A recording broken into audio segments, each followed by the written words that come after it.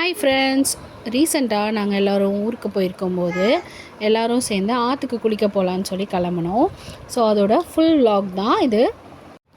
என்னோடது கன்னியாகுமரி மாவட்டத்தில் நாகர்கோயிலுங்கிற ஊரில் அழகிய பாண்டிபுரம் அப்படின்னு ஒரு சின்ன கிராமம். அந்த கிராமத்தில் பச்சை பசேல்னு புல் நிறைய இருக்கும், நிறைய மலை இருக்கும், நிறைய ஆறு குளம் அதெல்லாம் குளிக்கிறதுக்கு சூப்பராக இருக்கும். ஸோ அதில் ஒரு இடத்துக்கு தான் இன்றைக்கி நாங்கள் ஃபேமிலியாக பைக்கு காருன்னு கிளம்பி போயிட்டுருக்கோம்.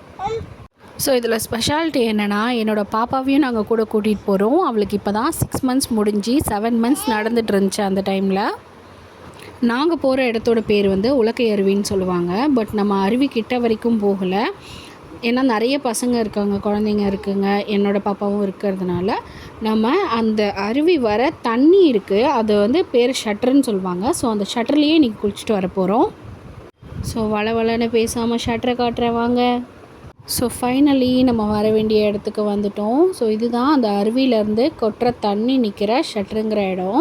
ஸோ இது இங்கே பார்க்குறதுக்கு உங்களுக்கு ஆழமே இல்லாத மாதிரி குட்டியாக குட்டை மாதிரி தெரியலாம். பட் இறங்குனா நல்ல ஆழமாக இருந்துச்சு. நாங்கள் மட்டும்தான் இங்கே குடும்பம் குழந்தை குட்டின்னு வந்திருக்கோம்னு நினச்சோம். பட் எங்களை மாதிரியே இன்னும் நிறைய ஃபேமிலிஸ் இங்கே குளிச்சிட்ருக்காங்க. இந்த லோக்கலில் இருக்க ஆளுங்களுக்கெல்லாம் குளிக்கிற இடமே இது தான். இந்த தண்ணியோட சத்தத்தை மட்டும் கேளுங்களேன்.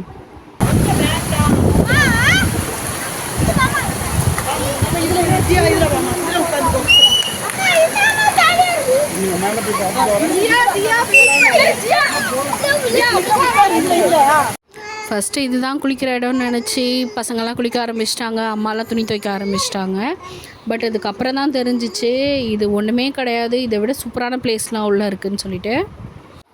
தண்ணி ரொம்ப க்ளீனாக சூப்பராக இருந்துச்சு. அட் த சேம் டைம் செம்ம குளிர், காலே வைக்க முடியல. ஆனால் அந்த பிள்ளைங்கள்லாம் கொஞ்சம் கூட அசராமல் இறங்கி விளையாடிட்டு இருந்தாங்க. ஸோ அதுலேருந்து கொஞ்சம் தூரம் தள்ளி இன்னும் கொஞ்சம் உள்ளே போனோம்.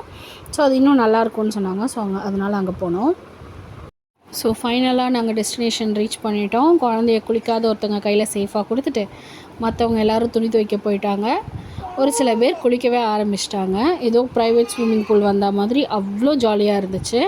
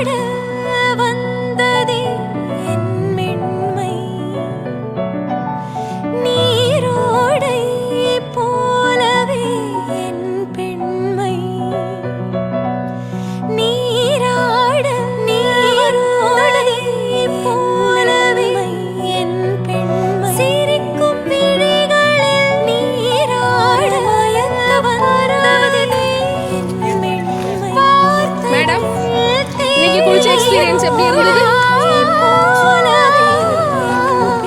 எப்படி இருந்தது?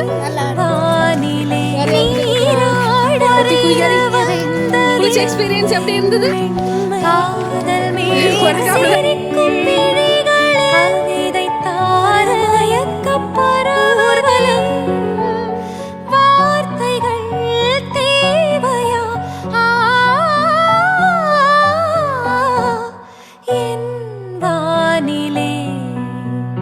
ஒரே